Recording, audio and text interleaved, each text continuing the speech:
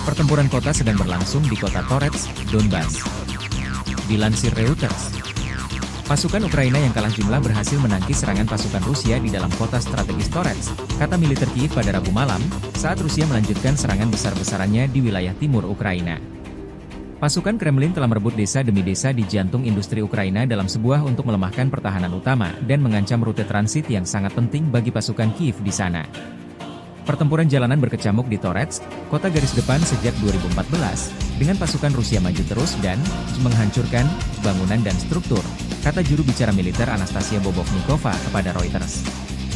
Ini memaksa pasukan kami untuk bergerak, karena tidak ada yang bisa dipertahankan di sektor-sektor tersebut, kata Bobovnikova, juru bicara kelompok taktis operasional, Luhansk.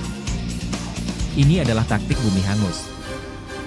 Menurut analis militer, merebut puncak Bukit Torets akan memungkinkan Moskow untuk lebih menghalangi jalur pasokan yang menghubungkan bagian belakang operasional dengan pasukan Ukraina di sebagian besar wilayah timur.